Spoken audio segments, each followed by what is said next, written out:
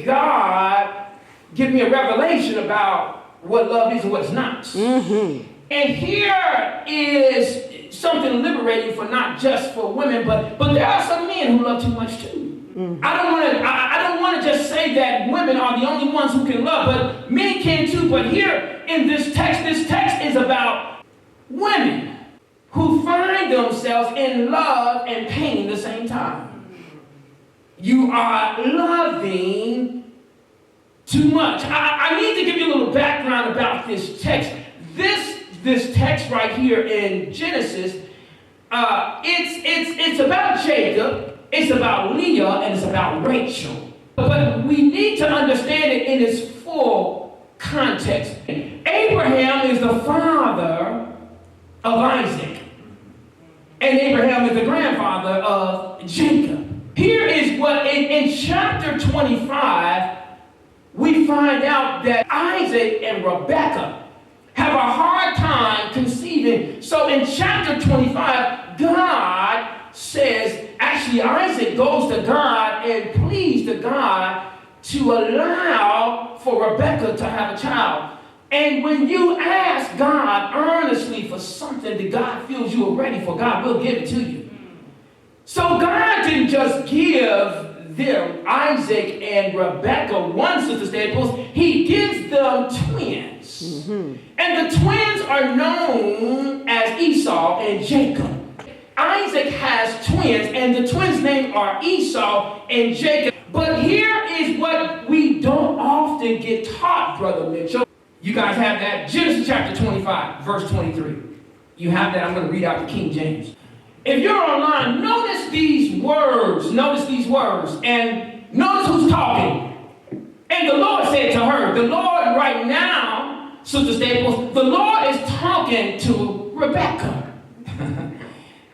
That's liberating, because sometimes we think God only talks to men, but God talks to women too. And the Lord said to her, 2 nations are in your womb. You get that, right? He said, 2 people shall be separated from your body. 1 people shall be stronger than the other. And the older, catch this, put a star on that, Sister Staples. The older, that means the one who's the eldest. The oldest, that means the firstborn, Sister Lacey, of the twins. The eldest, the firstborn, shall serve the younger. Man, that just hit me like a ton of bricks. I'm trying to fathom that, because in our natural culture, the firstborn always gets to be the leader.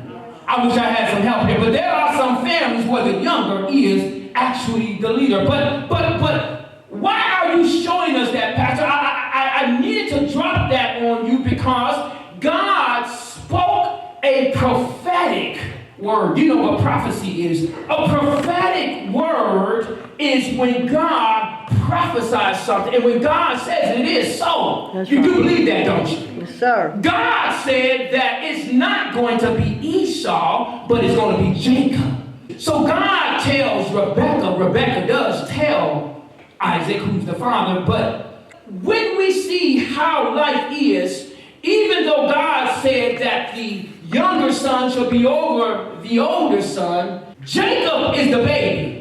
Esau is the oldest. Esau is the firstborn. Jacob is second. But in spite of what God prophetically said to the mother, he tells Rebekah that Jacob is going to be the chosen one. But Isaac, the father, can y'all say the father? Isaac, the father. Isaac favored Esau. Uh-huh.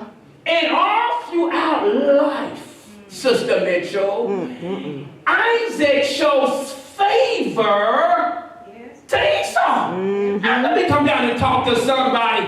Do I have anybody out there in here where there was another child in the family that was favored over you? Isaac, the father, he showed favor. He loved Esau more. Mm-hmm. It was clear. And if you ask some people today, they come to counseling, they come here and talk to me at the church. Right. They don't feel as loved as their others. I wish y'all just too quiet. It's still happening today, Sister Mitchell. There's nothing new under the sun. The Bible is full of marriage and family stuff.